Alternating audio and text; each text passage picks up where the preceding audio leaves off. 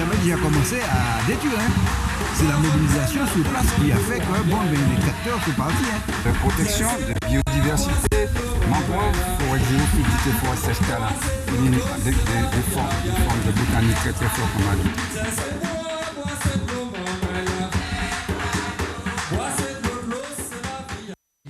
Bel bonjour tout le monde, c'est Fanny Wa avec vous pour En Semaine et puis la Sopama. Alors, je suis ravie de vous revoir après un mois de vacances. On remercie Zouk TV, la Sopama remercie Zouk TV. Et aujourd'hui, j'ai sur le plateau comme invité le potomitan, j'allais dire Pascal Tourbillon, désolé. Bonsoir, bonjour Pascal, ça dépend à quelle heure on nous regarde. Bonjour, bonsoir tout le monde. Moi content, moi l'épisode. Et Fanny Wa, moi content, Zouk TV qui a accueilli nous pour nous parler de ce qui passait en semaine de la Sopama, mais finalement, début de ce qui passait pendant un mois. Oui, parce qu'effectivement, nous aussi, nous sommes en vacances, je dis en vacances entre guillemets, parce qu'on traite quand même les urgences, il y a des situations qu'on ne peut pas... Voilà, nous étions en vacances, mais quand même, on était quand même sur le terrain. Et donc, nous allons voir aujourd'hui un peu ce qu'on a fait au mois d'août, malgré le fait qu'on était en vacances. Donc, on va voir, dans un premier temps, on va voir au François. Donc, c'est une plantation agricole de monoculture de la banane, d'un petit planteur. Le terrain a été déclassé pour y construire un HLM. Et puis ensuite, nous allons voir le plus, c'est quel plus encore? Le plus du François. Qui est un cours de modification, juste c'est pour la reconstruction de l'église et la construction de la mairie. Pour la reconstruction de la mairie. La construction de l'église, la mairie, bon, oui, nous ne sommes plus à l'époque coloniale. Il y en a à côté de l'autre, il y en a en face l'autre, c'est pas par hasard. C'est pas par hasard. Et puis nous allons voir effectivement, donc en fait le problème aussi, parce que la Sopamar a fait un communiqué par rapport à ce qui se passe en ce moment, le combat qui se déroule par rapport aux conditions de vie des Martiniquais. Donc on va lire le communiqué et puis on va donner l'avis de la Sopamar et le soutien qu'on porte à tous les combattants pour que les Martiniquais puissent vivre comme il faut sur notre propre territoire. Donc on va commencer par les vidéos pour que je puisse mieux gérer le temps. Donc on va commencer par la première vidéo. Donc comme je disais, comme je l'annonçais, le 28 août, nous étions au François, à l'habitation du Maine. Donc je lance la vidéo et on se retrouve juste après sur le plateau. Bonjour tout le monde, nous sommes à Sopamar, nous sommes au quartier du Maine au François. Nous sommes en face d'un hangar. Voilà, nous voyons très clairement qu'ici c'est un hangar à bananes. Et nous voyons qu'il y a une construction, un projet de construction, permis de construire, voilà, PC 97 2210. Surface du plancher 1763 mètres carrés. C'est pour faire la construction de 24 logements. Ce moment-là, bien comprendre et puis bien suivre nous. Nous, quand il dit nous, pour que nous l'ajoutions. Expliquez-nous qui ça qui vaut, M. Dubrias. Oui, puisque comme il y a plus de 30 ans, ma souterrain là, et comme M. Ramani, il dit que comme c'est l'équipe président, il décidait de vendre 10 morceaux par celle-là. Attends, quoi dis-moi que... Alors, donc, où ni 30 ans, on était à café bon nous? Oui, oui. D'accord. Et puis, qui joue sa fête? Qui joue à prendre que vous vendez que tu as déclassé soi-disant, et que vous avez planté bon nous non là. Nous avons bien montré ça, tes maman là. Oui, oui. Alors, qui ça qui passait exactement? Oui, l'année passée. L'année passée? Il voyait en lettre comme quoi qu'il décidait de vendre cette parcelle-là pour la ciment. Pour faire maison? Pour faire cité. D'accord, donc M. Ramanik, c'est qui mon nom? C'était président SICA. Ah, donc ici, c'est un SICA qui était là? Oui, un SICA qui était là. D'accord, ok. Oui. Est-ce qu'on peut dire nous d'autres bagailles, M. Ramanik, M. Dubrias? Oui. Où nous nous planter là, donc ça veut dire qu'il faut qu'on ait tirer toutes ces bananes là, Oui, c'est ça veut dire que monsieur a dit moi faut que moi sorti là, c'était pas mon délai. Et comme quoi moi savent que l'on y 30 ans là, on peut pas tirer un monde comme ça là tirer. Puisque faut qu'on valoriser pendant 30 ans. Alors ça veut dire que moi pas ça veut dire que ça monsieur allait dire par là. D'accord. Mandi Breas, dis-nous qui ça a passé là. Eh bien, il y a un président, il y a un monsieur qui est président, il est président indéfiniment. Et puis il a décidé que la SICA, non seulement il a revendiqué... Mais la SICA n'a pas existé encore. Mais il y a un moment, la SICA n'a pas existé. D'accord. Et puis en 97, il a décidé... C'était la SICA qui m'a dit encore, hein? SICA du Maine. Ça a été toujours SICA du Maine. Ok. Et puis en 97, il a décidé, on y prend les 3 blocs-là, ils mettaient ensemble et puis ils criaient SICA François Dumaine Vauclin. Ok, ils ont fait un bagaille là. Ils ont fait un bagaille et puis ils allaient prendre un cabis, hein, on laisse ça. D'accord. Et puis, depuis, monsieur a décidé parce que... Alors, monsieur Ramanik, qui nous pris non? Monsieur Ramanik Gilbert. Gilbert, d'accord. Donc, après, c'est quelqu'un qui a été en vidéo. Oui. Okay. Et puis, il décidait, l'année passée, il a fait un courrier disant que, il n'a pas même décidé qu'il a pensé vendre, mais il a dit nous comme ça, c'est un bluff, pour moi c'est un bluff, que la SICA du Maine a vendu pour la CIMAR. D'accord. Alors moi-même, qui a dit comme moi, qui maniait en SICA peut vendre directement la CIMAR. Et puis on tient du compte. En bail qui bizarre. Et c'est de là où on a découvert Oui, là nous avons découvert c'est déclassé. C'est déclassé depuis 2008, alors que plantation était en l'air bien avant. Bien avant. Maison t'as qui là, regardez. Oui. Alors c'est une maison qui était servi lieu de bureau. D'accord. Avant. La SICA a construit ça, c'était bureau qui était là. Eh bien, en 2002, monsieur a décidé de louer un grand nombre. Et il passait par l'intermédiaire de la café. Il fait, alors, sous louer là comme ça, il faut qu'on y ait un bail de location. Et néanmoins, lui, il montait le bail de location. Il ne va jamais payer. Il ne va jamais payer le bail. Et on est là, ni plus que 30 ans ou là? Oui. D'accord. Et lui-même a dit, là, il fait premier, parce qu'il était fait déjà assigné nous en première fois. Il dit que nous là depuis 86. D'accord. Il n'aime pas ça. D'accord. Ouais. Donc, si ou pas aller devant en UC pour qu'on dit planter là depuis 86. Donc, il a dépassé tant qu'il a. C'est ça. Et papa, moi, était là, il a fait à Châtelain. D'accord. Il en a conservé au bas là. D'accord. Les premiers. Qui en titre, c'était les premiers. C'est un bouc qui bat toute la soie de la SICA. Il était qu'à faire transport de bananes, la SICA, et il était au conseil d'administration de la SICA. C'est ça. Et par rapport à document, nous trouvons que ancien document, il y a mangé cochon dit de baïta. Oui, vraiment j'ai cochon. Et nous commençons à décaler oui, faut que nous décaler crabe. Voilà. Donc ça qui pris, ça qui pas pris. Ça c'est yo. Bon, alors pour y finir en les maisons, alors en 2002, il y a un grand homme, il louait un grand homme. Il s'est arrêté 22 ans là. Il a fait monsieur à partir de propre mais il écrit en lettre pour dire monsieur des guerres pire. Et puis, puis la commune, puis il logé. D'accord. Est-ce que la commune est logée? La commune est logée. Depuis quand L'année dernière. Donc, je n'ai pas le mois exact. Je l'aurai. Tous ces renseignements-là, je l'aurai. Mais c'est l'année dernière qu'il est parti. Donc, la tenue ici, que tu fais un bail, puis tu restes là. Voilà. Comme il y a 21 ans, entre parenthèses, pour il fait logement. Donc, il fait partir, monsieur lui-même, et trouvant en maison bail. Voilà. Et j'ai eu par l'avocat que j'ai déjà rencontré, il m'a rassuré que le terrain n'a pas encore été vendu, puisque personne ne parlait mouiller koyo, puis il a signé. Ils savent que ben là compliqué. Nous pas fait bagaille comme ça. Alors ça il fait une promesse de vente. Là c'est sûr qu'il y a une promesse de vente qui là. Ces affaires comme ça, il y a transformé. Et les maintenir réunion et puis monsieur Limé on dit dans foyer. Les gens disent comme ça, les monsieur Limé monsieur Limé là le 6 mars. Et monsieur Limé alors il a commencé comme ça, il dit 6 mars 2024. Oui, 6 mars 2024. Il commençait par dire donc c'est monsieur Tavernier Samuel. Oui, monsieur Tavernier Samuel commençait à dire comme ça, oui, la SICA a vendu pour la CIMAR. Mais la SICA n'existe pas. Là, tout le monde là. Mon premier quoi. Moi dis comme ça, moi les autres moi joie les adapte là toute bagaille là. Situation, mettez là en l'étape là. Google et la CIMAR l'a sorti puis il a écrit ce conseil juridique là. Monsieur lui-même qui a fait le chien couché, qui a dit oui. Ah, c'est vous qui a fait le chien couché. Oui. Et puis après, il était dit, de toute manière, mon pas de question nous poser. Entre-temps, il était dit, ah oui, de toute manière, titre là en cours de rédaction. Comment? C'est jamais un titre.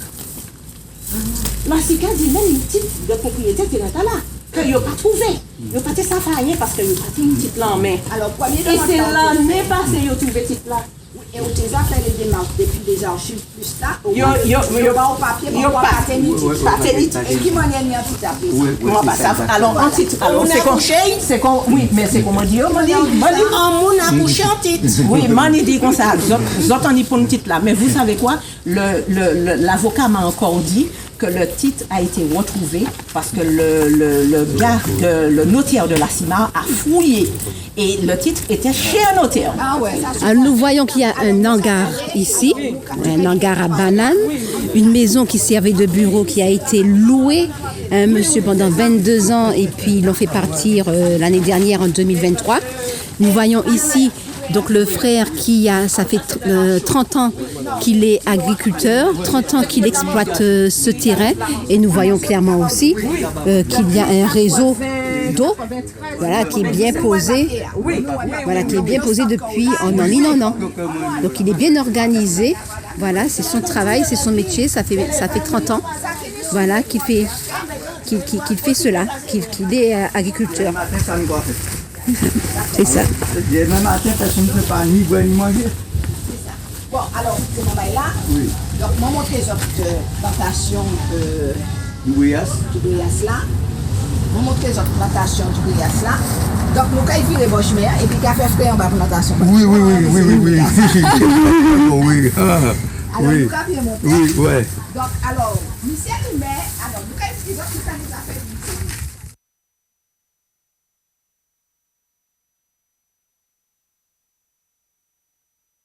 Ah, oui, donc on est de retour sur le plateau. Effectivement, donc Monsieur Dubrias, on l'entend à la fin dire qui ça nous qu'est boire, qui ça nous qu'est manger. Effectivement, qu'est-ce qu'on va faire si on bétonne toutes les zones agricoles dans lesquelles toutes les zones agricoles de la Martinique. Qui ça nous qu'est manger, qui ça nous qu'est boire, ce qu'on importe. Qu'est-ce que tu as à dire justement, Pascal, sur ce sujet? Et c'est ça, M. Limek a ressorti. Et tout à l'heure, nous avons un projet de lotissement. C'est pour nous mettre les gens à suivre. Donc, il a dit, notre unité agricole, là, nous avons besoin de loger les gens. Donc, à comprendre qu'il faut qu'on loge les gens. Mais est-ce que ça veut dire que les gens qui ont logé, ils n'ont pas besoin de manger? Donc, on a détruit toutes les terres agricoles pour manger. Et quand on dit que c'est pour loger les gens, c'est un prétexte. On ne peut pas comprendre qui manière, alors que la population a diminué, il a fait un lotissement. C'est pour nous, moins lotissement. Tout à fait. Et ensuite, M. Limet, ou qui maire, gardez dans la commune, d'ailleurs, quand il modifie plus là, pour le local urbanisme, combien c'est appelé dans cause des côtés qui n'y caillent et qui ne sont pas habités. Côté qui n'y. Donc, au lieu de prendre d'autres terres agricoles, on peut garder au bout des terrains qui là, qui ne sont pas occupés ou qui sont mal occupés, ou qui n'y des maisons qui ne sont pas occupées pour trouver loger ces gens. Même manière où déloger les gens qui étaient sur le terrain, ou trouver un côté, vous te mettez à côté pour te mettre pour te vivre. Même manière, on peut trouver, au lieu de déclasser toutes les terres agricoles qui sont faites pour manger, au lieu de déclasser, mettez, utilisez les causes, utilisez les logements désaffectés, faites des plans de rénovation de bourg, et ça va encore plus valer, et puis à ce moment, au cas, reloger ces gens qui s'il y a besoin. Mais est-ce que ces gens qui ont fait ces lotissements-là, est-ce que c'est des Martiniquais, est-ce que c'est des Franciscains, est-ce que c'est des gens qui sont venus de l'extérieur? Nous ne pouvons pas loger tous ces 350 millions d'habitants de l'Europe qui sont venus à Martinique. Parce que quand on vient en Martinique, parce que le pays ni soleil, ni la mer, venir, et puis nous avons décaché, nous avons décaché toute terre agricole, nous avons dilapidé toute terre agricole, c'est pas possible. Et on peut regarder sur les statistiques, vous allez sur Internet, vous regardez les statistiques de l'INSEE, vous verrez qu'effectivement, que la population martiniquaise diminue chaque année. Il y a de plus en plus de personnes qui partent. Voilà, nos jeunes partent au Canada surtout, en fait de plus en plus au Canada parce que le Canada a besoin d'augmenter sa population et on voit que il y a de plus en plus effectivement d'HLM qui se construisent. Ouais. Bon, il y a on se pose des questions. Illogique, nous pas comprendre. Faut que les pouvoirs. Il faut loger les gens, oui, mais est-ce que c'est selon les besoins, selon l'institut? Oui. Alors donc il faut que l'administration coloniale, faut préférer, faut que les élus martiniques et les maires, l'association des maires, dis-nous pour qui ils les construit d'autres logements alors que la population a diminué. Pour qui dans chaque commune, il a dit qu'il faut que nous prévoyons quantité de logements, quantité de terres nous avons déclassé, alors que la population a diminué. Et il y a la réhabilitation aussi qui peut se faire. Hein, oui, alors qu'on peut réhabiliter, parce que quand nous, initialement, on a appelé un processus de jeunes qui sont venus, pas les virer à la même cahier, maman, c'est tout à fait normal que vous voulez aller la cahier, mais c'est pas pour ça, vous êtes obligé de faire des lotissements sur les terres agricoles, puisque vous venez des réhabilitations. Et on a perdu suffisamment de terres agricoles. On a perdu déjà suffisamment de terres agricoles. Alors, au moment où on parle aussi de chômage, d'augmentation de chômage, lorsque on va, en fait, bon, on va pas laisser faire, mais si, mettons, il supprime ces 598 mètres carrés de terre de banane, que va faire M. Dubrias? Quelle activité économique qui lui permettra de se nourrir, de faire ses collectes? On va priver un agriculteur de son travail. Et il y aura encore un agriculteur supplémentaire, sans terre, sur le marché du travail. Voilà, encore en Martinique. Donc on dit protéger les emplois. Et pourtant, nous, lorsqu'on se trouve face à des projets, à chaque fois, on nous dit c'est pour l'emploi, à produire des emplois. Mais là, il retire des emplois entre la main de Martiniquais. Alors, nous avons dit, Michel Limé, nous voyons un courrier bas, où dit courrier nous arrivé, et puis 2 jours en retard par rapport à permis en Tébaïla. Mais nous avons posé en question, M. Limé, où on a la possibilité de revenir à ce dossier-là. Et pour qui? Pour plusieurs raisons. Si la CICADO était propriétaire pour te bailler permis, alors qu'il n'est pas propriétaire, parce que je a toutes les contestations là-dessus. Donc, à un moment là, on peut dire que on te prend en décision par fraude, puisque on est et tout permis, toute autorisation utilisée par fraude, et nul de nos avenues peut être contesté à n'importe moment et ne peut pas être régularisé. Donc on peut revenir. Mais Michel, même vous passez les revenir à ça, on peut en souci à nous commander, en souci à statuer, au lieu le permis pour faire construire là, dit mais bon, et la ciment monté en permis, mais on va garder là parce que les pays dossier à trop.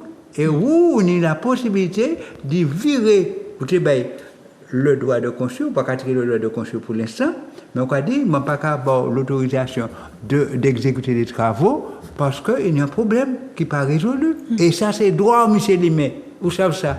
Si vous ne savez pas ça, on a des conseillers juridiques, conseillers de l'urbanisme, on a directeur général des services qui connaissent la loi et ils sont là pour faire utiliser la loi à bon escient. Donc, mon cas d'où, il n'y a pas de position. Même si on fait en erreur, n'importe qui peut faire en erreur. Surtout si on mal guidé, mal aiguillonné. Et nous voyons que c'est un document qui est complexe. Puisque c'est une affaire qui est complexe, puisque justement, est-ce que M. Ramanik, qui était président de SICA, est-ce qu'il doit vendre en bien que vous gérer, est-ce que tu dois vendre? Est-ce que tu peux vendre sans envoyer en lettre recommandée avec accusé de réception à M. Dubrias qui a occupé et qui a mis en valeur depuis 30 ans? Et tout ça, c'est des bagailles à étudier avec détail. Donc, M. dit, mais, souffre en erreur, je pensais que c'était des dossiers qui étaient là déjà avant d'arriver, mais il faut garder, il ne faut pas dire parce que le dossier était déjà là avant d'arriver, mais quand on laisser aller tout le monde, vous avez un droit de regard. Et c'est ça, nous avons dit, mais gardez ça, refaire ça. Nous pas d'accord, nous pas d'accord, mais nous pouvons discuter pour nous voir ensemble pour le mieux-être, pour traiter le problème de façon humaine. Voilà. Et dis-moi, ça veut dire quoi, SICA? Ah oui, M. Ramanik a dit que, que c'est lui qui est président de la SICA du Maine, qui est associé, puis SICA du Maine François, du Maine Vauclin. Un SICA, c'est un syndicat d'intérêt collectif agricole. Ok. Donc, nous comprenons, M. Ramanik. Et qu'est-ce qu'on fait est-ce que tu peux donner 2-3 exemples de ce qu'on fait dans une SICA pour l'intérêt des agriculteurs? Dans la SICA, tu peux avoir SICA de la banane, tu peux avoir des légumes et tout le reste. Mais ce qui est intéressant, c'est qu'ils mettent en commun un certain nombre pour faire des achats, des intrants. Avoir des machines ensemble. Et puis ensuite, ils peuvent se mettre ensemble pour livrer leurs produits. Ça, donc c'est un syndicat d'intérêt collectif, mais agricole. Agricole, M. Ramanik. Et pas immobilier. C'est pas un bagage immobilier. Donc, M. dit, mais encore, il y a trop de bagages qui parlent dans ça. Mais M. Ramanik aussi, il dit, mais il est malade. Enfin, nous avons souhaité qu'il y ait un propre établissement. Mais M. Ramanik, regardez, il faut un gros héros. Et il est dit que la SICA n'existe pas non plus. Elle n'existerait pas normalement. Le cas de la SICA disparaît. Et qui manière, qui ça qui SICA disparaît, il faut qu'on dise, est-il les biens de la SICA à aller, ou pas qu'à dilapider les biens comme ça, est-il l'argent à aller, qui m'a dit l'argent, ouais, Michel, mais nous avons donné en location qu'a posé dans les bails là. Donc on ne peut pas, et alors que les questions ne sont pas, il n'y a pas de réponse à ces questions-là, on dit, nous avons dilapidé, nous avons mis à disposition de la CIMAO, alors que ce n'est pas en obligation pour payer. Si c'était un bail comme ça, donc voilà. Donc, en fait, il y a eu le déclassement de la terre. Oui. S'il y a un projet de construction, c'est qu'il y a eu un déclassement de la terre. Oui. Pour déclasser une terre, on le fait lors d'un plus. Et lorsqu'un plus a été clôturé, c'est qu'il est bon. Mais qu'est-ce qu'on voit, qu'est-ce qu'on constate, comme au François l'avis d'enquête publique, qu'est-ce qui se passe? Ils font des révisions de plus. Ou des modifications. Donc là, il y a eu des modifications, des révisions. Est-ce que tu peux en parler juste un petit peu avant qu'on voit la deuxième vidéo? Très rapidement. Avant, ça avait été appelé, c'est des postes, plans d'occupation des sols. Depuis les années 2000, la fin des années 1900, enfin 2000, surtout en 2000, ils ont créé, ça va appeler des PLU, c'est-à-dire des plans locaux d'urbanisme. Mais je attiré l'attention, nous attiré l'attention à ça depuis la Soupamont. Alors, vous tenez un plan d'occupation des sols, c'est-à-dire qui ça qui là, qui manière occuper cela, et là, vous voyez, c'est des plans locaux d'urbanisme. Ça veut dire que intention, c'est pas de dire ça, nous avons fait ça qui est là, mais c'est pour nous urbaniser. Et c'est ça qui est pervers. Et nous, à ce moment, nous avons attiré l'attention, l'administration de ça, pour dire, mais autres, les urbaniser, bétonner toute la Martinique. Tout la Martinique. Et fort de ça, c'est maires qui a fait, certains maires qui a fait un peu n'importe quoi. Et ils font le plus, quoi. Oui, ils font l'urbanisation. Oui, ils font de l'urbanisation à outrance. Mais c'est pas de... On ne peut pas faire de l'urbanisation à outrance. Il faut qu'on quand même tienne compte et terrain pour en agriculture, pour un développement agricole. Naturel. Il faut qu'on tienne en zone naturelle. Il faut qu'on tienne compte des côtés des dangers. On ne peut pas construire à bord de la rivière, tout ça. Il faut qu'on ait glissement de terrain, tout ça, etc. Mais il faut qu'on ait aussi là pour renouvellement de la nature avec les oiseaux, les espèces mangroves, forêts, tout ça, tous ces bêtes-là. Donc tout ça, vous pouvez tout ça. On n'est pas les seuls habitants. Donc on n'a pas urbanisé toute la Martinique. Donc on est zone U, et les zones qui sont déjà urbanisées au cas en cours d'urbanisation, des zones urbanisées, c'est des centres-bourgs. Les zones à urbaniser, c'est ça que bêtise qui fait là. Alors qu'on tenait avant des zones LNB, c'était des zones qui tenaient la campagne, on tenait un petit jardin à côté des terrains qui nous habitaient. Donc, il y a à urbaniser. Donc, on mettait souvent à urbaniser, alors qu'on a dit, vous pouvez quitter un terrain naturel. Et puis, il y a des zones A, des zones A, des zones AU, des zones U. Des zones U, c'est des zones urbanisées, des zones A, des zones agricoles, des zones AE, c'est à urbaniser, et puis des zones naturelles qu'il faut protéger. Tout ça. Donc les zones naturelles et les zones agricoles doivent être respectées, doivent être préservées. Et c'est pour ça qu'il y a une commission qu'on a appelée la CDPNAF, la commission départementale de préservation des espaces naturels, agricoles et forestiers. Et c'est ça, c'est relié. Et nous remarquons que ces MEA ici, ils comptent ça parce que la CDPNAF, c'est un organisme qui doit donner un avis conforme. C'est-à-dire que l'aide en bagaille, c'est ça pour respecter. Ah ben ces MEA pas de sa pièce. Pièce. Or, il a été créé justement, c'était pour protéger les espaces agricoles notamment. C'est ça. Agricole et naturel. Ah ben c'est ça. Donc on avait fait déjà une émission sur la CDPNAF. Je vais essayer de retrouver pour donner la référence pour que vous puissiez voir. On va envoyer des coins, des codes joints, des liens pour que le public puisse aller. Voilà. Et donc on va continuer. À travers ça, nous avons quelle manière, si on te consulté la CDPNAF, on te modifié plus François, à sous tête là, la CDPNAF, il dit mais non, on peut pas prendre un bon terrain agricole comme ça pour mettre à l'urbanisation au quartier du Maine. Du Maine, c'est un quartier rural. Exact. Voilà, donc on va continuer. Donc on va voir maintenant le plus du François. Donc il y a un visuel, il y a une image. Donc le plus du François a commencé le 26 août, si je me rappelle bien, pour se terminer le 4 septembre. Oui, enfin il y a des détails. Je ne sais pas, Manuela, si tu peux mettre l'image du plus. C'est une image que j'ai prise sur Internet, sur le site de l'ADEAL. Donc, est-ce que tu peux nous en parler, justement? Et la SPAMAR a donné, voilà, c'est ce que nous avons devant les yeux. Donc, c'est une consultation publique du 5 août au 4 septembre sur le projet de réalisation d'un éco-village. Ah oui, à Ducos. D'entreprise sur la commune de Ducos.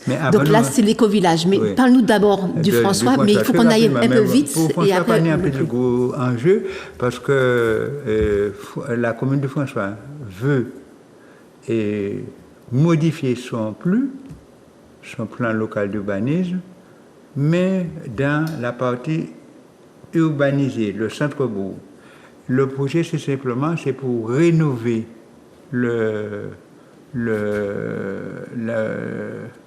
la mairie et éventuellement l'étendre exactement. Je crois que c'est quand même un besoin essentiel, mais nous rester créatifs pour que le maire, comme d'habitude, comme les maires comme font, je ne dis pas que le maire c'est ce qu'il va faire, parce que très souvent on parle d'un projet qui est légitime, et puis après on va prendre d'autres barrières, on va mettre pour urbaniser encore plus.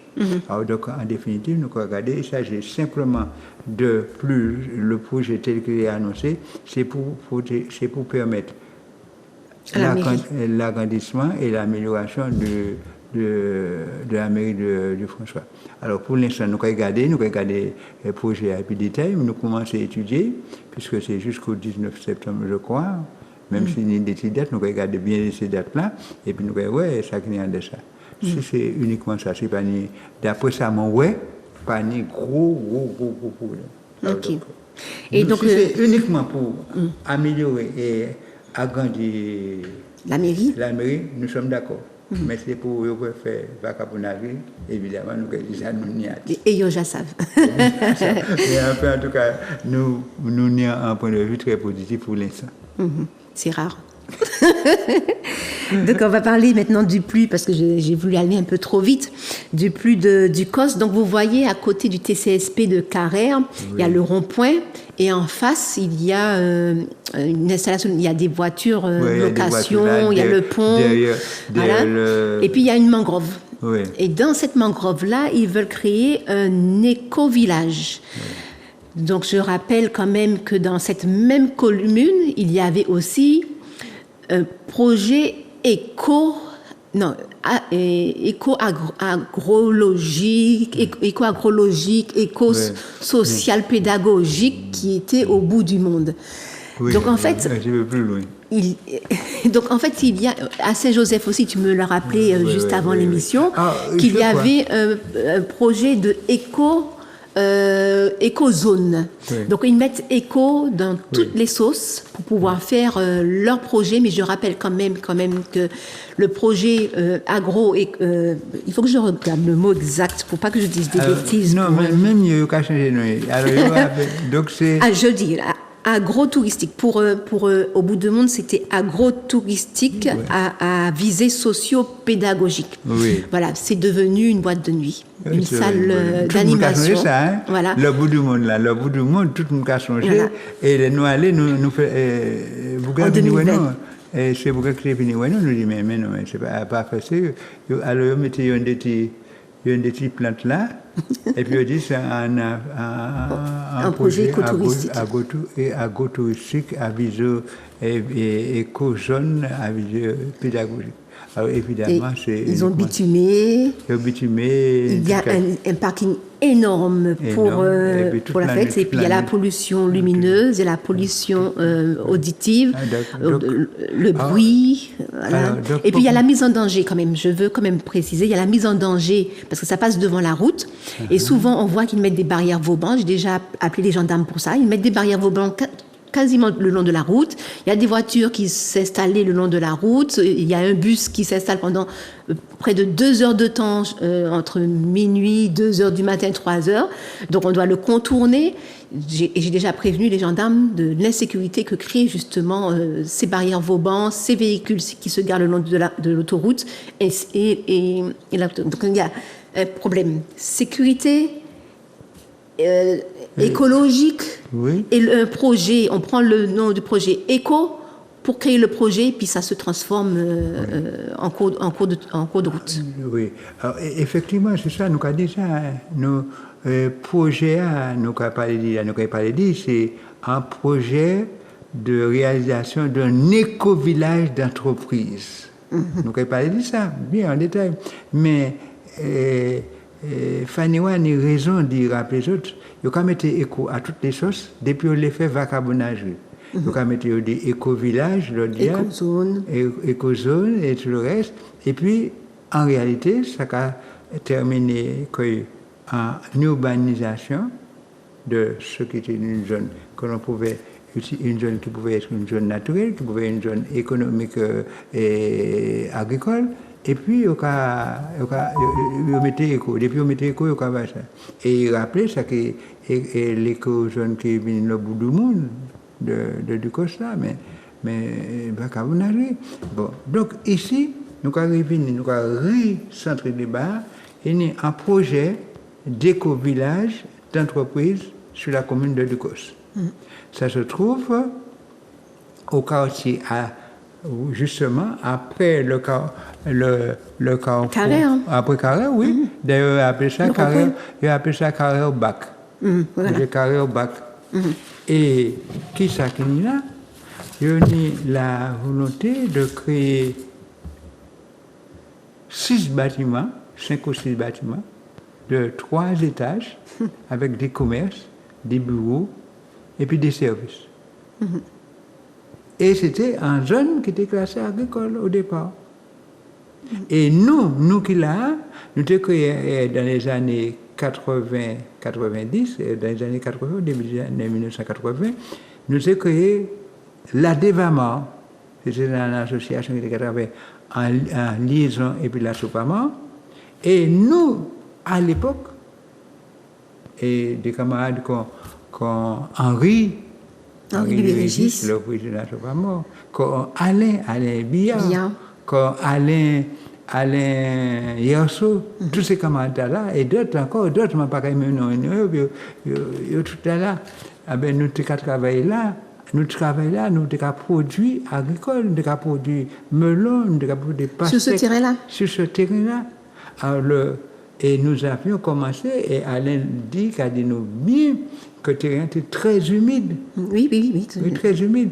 Et puis, nous, ils ont quitté ça, ils ont quitté ça pour se assurer. Ils ont dit nous ne pas tenir droit. Et puis, au point. Parce qu'à l'époque, nous étions occupés des bourgeois et puis des agriculteurs, et les frères Toto en particulier, nous étions occupés de ça, nous étions mis en valeur agricole. Donc, ça venait, et puis on était là, et puis nous, c'était un certain monsieur Blandin, qui était fait électricité, qui était produit batterie, tout électrique. C'est lui qui était venu propriétaire, on va argumenter venu propriétaire. Et puis, jeudi jour, alors nous, ils mettaient location de voiture à côté, tout là. Et puis, jeudi jour, nous dit, il faut faire un éco-village d'entreprise. Mais moi, ce que je ne comprends pas, c'est que déjà, ils ont créé sur la mangrove de Génipa, un grand centre commercial qui fait une pollution lumineuse pas possible. Et ce qui a détruit économiquement le bourg de Ducos. Oui. Et je me rappelle aussi de l'émission qu'avait fait Aude Goussard sur le centre commercial du Vauclin. Donc je vais vous donner les liens pour que vous puissiez aller voir à quelle date, si vous voulez réécouter l'émission. Donc elle expliquait le problème de la création de centres commerciaux et les conséquences qu'il y a sur les commerçants des bourgs. Oui. Et là, comme s'il n'y avait pas suffisamment d'entreprises installées, on installe encore sur une zone agricole naturelle, encore une fois, on veut installer des entreprises. Oui. Donc, ça va détruire encore l'économie. Oui, nous avons encore, moyennes entreprises. C'est là encore tout le jeu des municipalités à Dabagaïtala. La zone était classée au schéma d'aménagement régional comme une zone à vocation agricole. C'était ça, hein? Et puis nous, la commune de Ducos, c'était l'ancien maire. Mais le nouveau maire, la nouvelle maire continue ce que l'ancien maire avait fait. L'ancien maire avait modifié le poste de l'époque, pour mettre ça en zone NAUE. Ça veut dire quoi, NAUE? Alors, c'était au poste, ça a changé aujourd'hui, on ne met plus ça, mais c'était ça. Mais comme le poste de Ducos, nous avons fait annuler le poste de Ducos, c'était le plus de Ducos. Donc ils sont retournés au poste. Alors, NAE, c'était une zone naturelle à urbaniser éventuellement. Mais c'était une zone naturelle. Et donc, pour urbaniser, il fallait toute une série de choses. Et donc, le maire de Ducos, de l'époque, M. Mancé, l'ancien maire, avait déjà déclassé le terrain pour mettre NAUE, c'est-à-dire zone à vocation économique, selon lui. Et c'est pour ça qu'il a installé tous ces doctorats qu'il a, mais nous pas qu'à pièce développement économique, c'est simplement parking de voitures. Et je dis, il a dit comme ça, mais ça, oh papa, comme ils ont des lotos là, ils ont des ventes aux enchères, tout ça, nous avons déclassé ça. Alors nous avons dit, mais ça n'est pas possible. Et c'est pour ça que nous faisons tenir une enquête publique en laissant. Et je dis, ce n'est pas une enquête publique d'ailleurs, ils appellent ça en participation du public par voie électronique. Oui, j'ai vu ça. Et c'est ça, nous avons dit. Et c'est là, c'est seulement. Et là, ce n'est pas comme en enquête publique, où à ce moment-là, chacun donne son avis, et le commissaire donne un avis, et puis on revenir dessus. Non, il n'y a qu'à consulter comme ça. C'est simplement qu'on dit ça. Mais, en fait, au nom de la démocratie. D'après, il y a appelé démocratie, il y a appelé, alors c'était participation du public. C'était organisé du 5 au 4 septembre sur un projet de réalisation d'un éco-village d'entreprise sur la commune. Et nous avons dit, nous voyons, nous avons pratiquement, ça nous écrit, il s'agit en fait d'un projet de centre commercial qui ne dit pas son nom. Il faut qu'on dise ça. Ce centre commercial va s'ajouter aux très nombreux autres qui existent déjà dans les communes de Ducos, du Lamentin, de Rivière-Salée. Et ils sont en train de créer un au Saint-Esprit. Et ils veulent créer un à Saint-Esprit. En fait, ils sont en train de créer, puisque c'est à l'Avenir Mignon. Oui, 3 bâtiments en métal, structure métallique. Alors, on peut citer sur Ducos même, je n'ai pas, à côté, Place d'Armes, moins de 5 km. Moins de 5 km. Donc on va dire qu'il y a un besoin. Il y a une zone industrielle. Il y a les zones industrielles de Canal Cocotte avec des commerces, Champigny avec des commerces, La Marie avec des centres commerciaux. Et tout ça, nous avons dit, mais ce n'est pas un besoin, ce n'est pas une nécessité. Et en plus, ce projet donc, contrevient directement à l'objectif de rééquilibrage prévu par le SCOT. Le SCOT, c'est le schéma de cohérence territoriale du Sud, qui disait, mais non, pas bouger tout ça. Si c'est pour un côté panier à ces centres commerciaux, on peut rééquilibrer pour mener effet couché. Mais ça, ce n'est pas un besoin. Et je voulais quand même rajouter à ce que les remarques de la Sopamar, il y a aussi, lorsqu'on rentre à Ducos, juste avant le pont, il y a une vente de poterie. Oui. Qu'est-ce qu'on voit dans cette zone qui n'est pas constructible? Qu'est-ce qu'ils font? Ils mettent des mobil-hommes. Oui. Et les mobil-hommes, ce sont des bureaux d'entreprise qu'ils superposent les uns sur les autres. Et ça crée une zone économique, en fait, avec des entreprises... sans permis de construire, sans permis de construire, et là encore... Et même en face, au bout du monde, ils sont en train de mettre des remblais, des mobil-hommes, et ils créent encore là des zones commerciales, dans les zones naturelles. Les zones naturelles. Et puis surtout, ce sont des zones inondables. Tout à fait.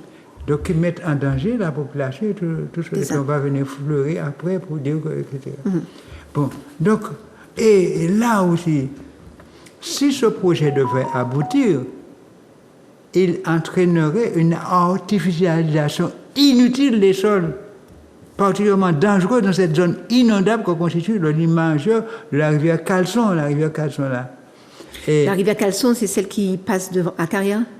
Oui, et qui fait un détour. Et d'ailleurs, c'était l'ancien lit de la rivière la Lézarde, parce que la Lézarde faisait tout un série de détours, et puis ils ont coupé, ils ont fait cadet sur la là, et puis c'est ça qui était capable là. Et c'est pourquoi on appelait le quartier Bac qui est à côté, parce que c'était le Bac là pour enjamber, il n'y avait pas, le système routier n'était pas aussi développé, et on prenait le Bac pour enjamber la route là. Il faut que nos enfants, nos jeunes connaissent l'histoire pour comprendre ça. Pourquoi on appelle ça le quartier Bac? C'était là qu'il y avait un bac pour traverser le fleuve qui était la Lézarde. Et maintenant, si on dit c'est la rivière Caleçon qui casse le terre, on fait passer là. Donc, on va aller un peu plus vite parce qu'on a un communiqué. C'est pourquoi on disait que c'est une zone d'épandage, que c'est dangereux, et puis que c'est zone rouge. Et par conséquent, ils ne respectent rien de tout ça. Alors, pour conclure, pour les modifications de plus,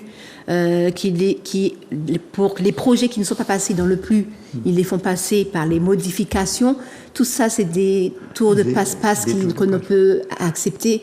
Il faut respecter l'environnement, il faut respecter les lieux de vie des animaux, la mangrove, tout ça, etc., du naturel, mais il faut aussi pouvoir aussi créer un équilibre, une harmonie entre l'installation des humains et de tout ce qui est naturel. Et faut et non pas jouer...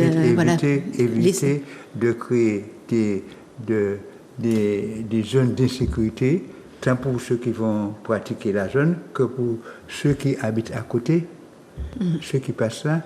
Donc la sécurité n'est pas toujours respectée.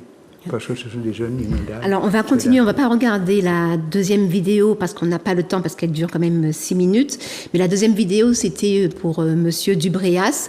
On expliquait qu'il n'y avait pas de titre de propriété. Pendant des années, on n'a jamais trouvé de titre de propriété. Et subitement, Ils sont fait sortir de nulle part un titre de propriété. Donc il y avait eu un référé, je crois, de la part de la SOPAMAR, je crois qu'on est passé un référé. Donc on a eu une réponse du maire, mais bon, négative. Voilà, négative. Mais allez sur le Facebook de la SOPAMAR. Que nous étions en retard, nous avions intervenu en retard et que tout était régulier. C'est ce que le même nous disait. Nous avons vu le courrier, mais le courrier, on a déjà répondu à tout ça. Pour dire que le maire, tout ça est très complexe et compliqué. Voire, on se demande s'il n'y a pas eu tromperie, s'il n'y a pas eu... C'est ça. Et si vous voulez, vous pouvez regarder sur le Facebook de la SOPAMAR. Il y aura toute la vidéo en entier de l'extrait que je vous ai remis en début de cette émission. Alors, pour le public, nous parler de 2 dossiers bien précis. Le dossier de Dubrias au François. Nous avons fait un petit tour sur le projet de déclassement pour la mairie.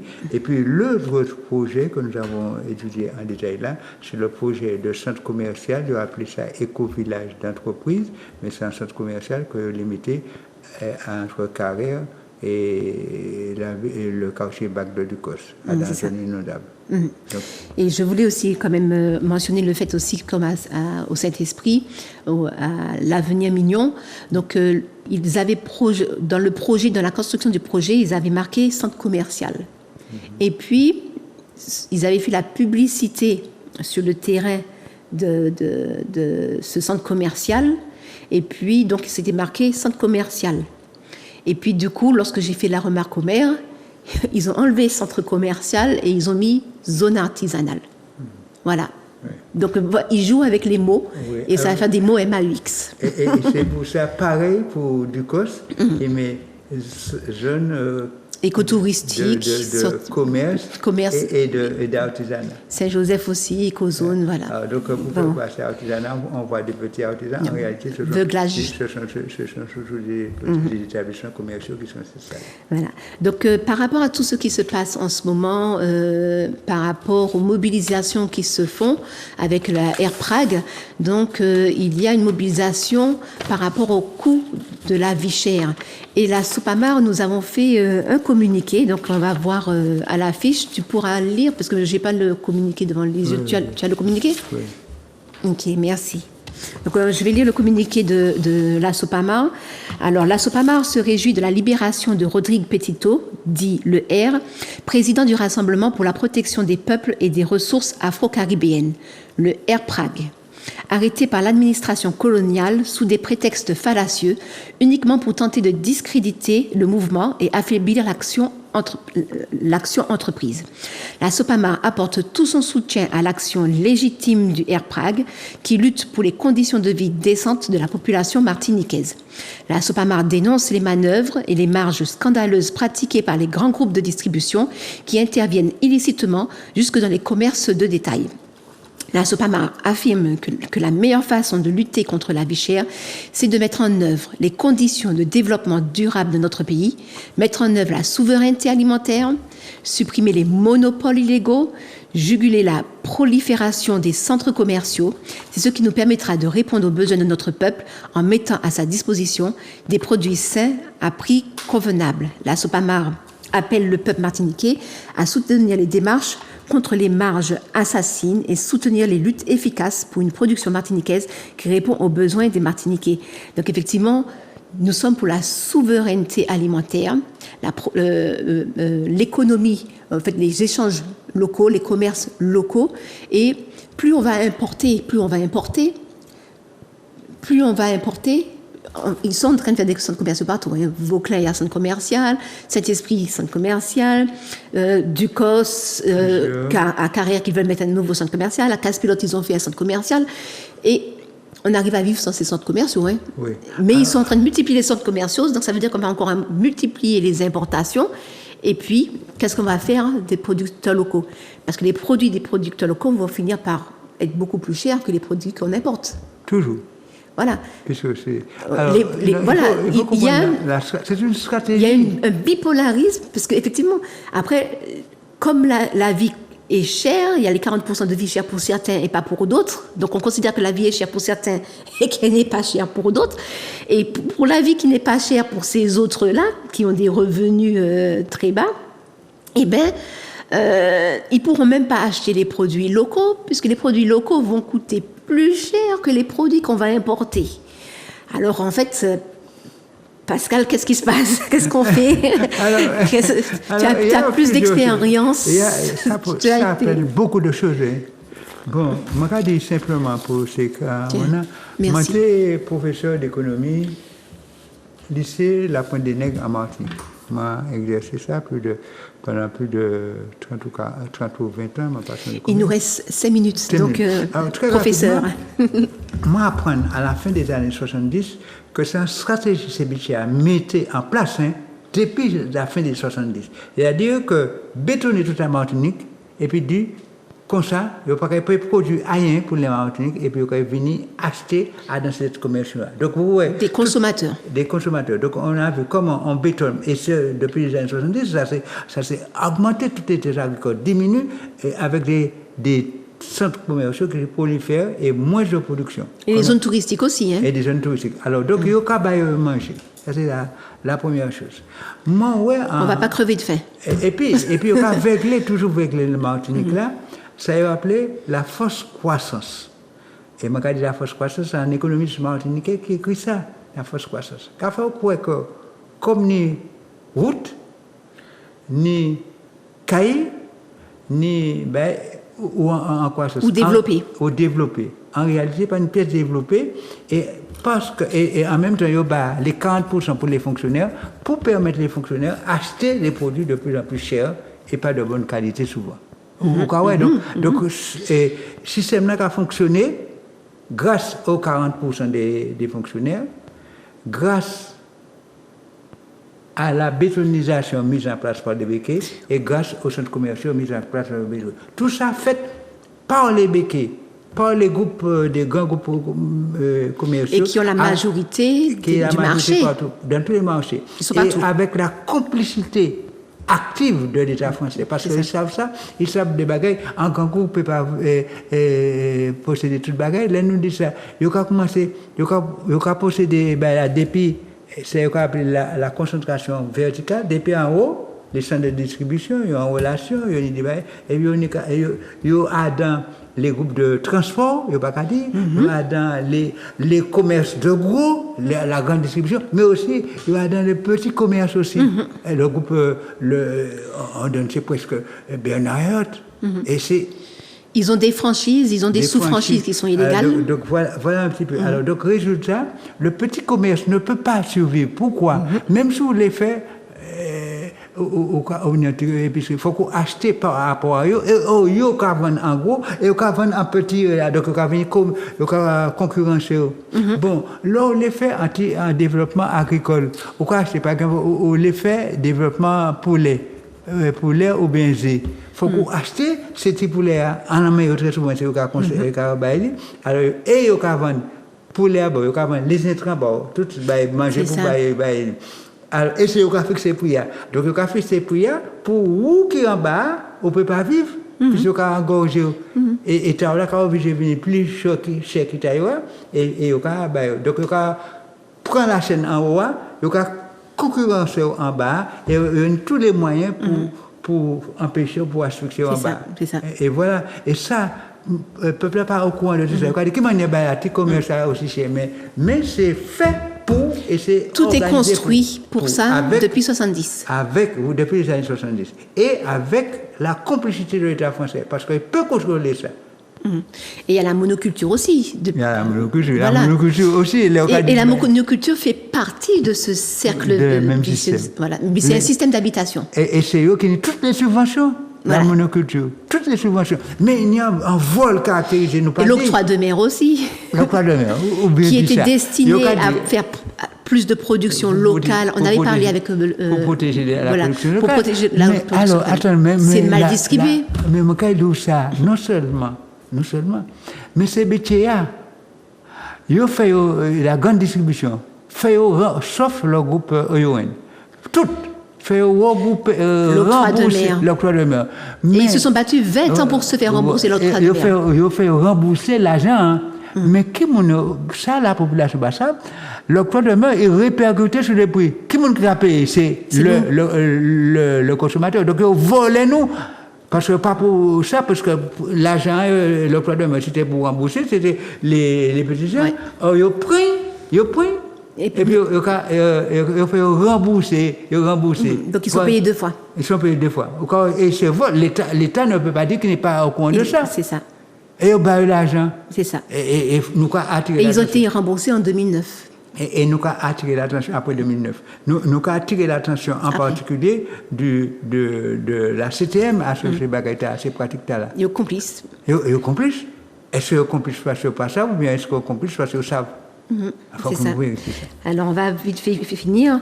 Et plus on consomme des produits importés, plus notre santé est fragile, c'est-à-dire Parkinson, Alzheimer, cholestérol, hypertension, diabète. Donc notre santé se fragilise. Et puis je pense que une des solutions les plus intéressantes, ça c'est mon avis, c'est le boycott. Le boycott de la plus grande enseigne qui fait de la profitation. À mon avis, c'est ça, parce que il faut vraiment. Nous avons dit que nous solidaires. Et le boycott, c'est pacifique. Nous avons dit nous solidaires de lutte là que c'est Kamanda Kamenea. Et nous avons trouvé un moyen de lutte que nous qui est admirable. Nous ne sommes pas d'accord avec tous les détails, c'est pas ça. Nous ne sommes pas là pour nous dire ça, mais nous sommes d'accord globalement, lutte là légitime. On ne peut pas continuer comme ça. Donc les choses ne sont pas admissibles. On a débordé. Oui, et il y a droit parce que il y a fait des marchés, des gens qui allaient dans les supermarchés, ils prennent tous ces produits, ils prennent tous ces prix, ils prennent un panier à caddie, ils remplir et puis ils disent mais regardez combien ça a coûté. Le montant. Combien prix, regardez prix, et puis nous ne pouvons pas payer, et nous avons quitté les bails là. Donc il faut que nous quittions pour dire boycott, nous pouvons aller pour le boycott actif, nous pouvons aller. Et nous avons fait, nous avons les moyens de payer. Nous avons dit boycotter, mais nous avons aller pour nous acheter. Mais les prix sont tellement élevés, nous avons montré concrètement à travers les caddies et que nous abandonnons le caddie parce que nous ne pouvons pas payer. Donc nous avons le pouvoir, plusieurs petites méthodes pacifiques. Allons-y et puis soutenons le mouvement. Ok. À très bientôt sur Zouk TV. Et désolé pour le débordement.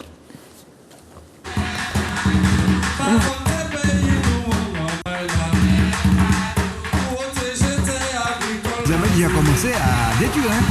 C'est la mobilisation sur place qui a fait que les capteurs sont partis. La protection de la biodiversité, mangrove, forêt géophytique, forêt sèche, des formes de botanique très très fortes.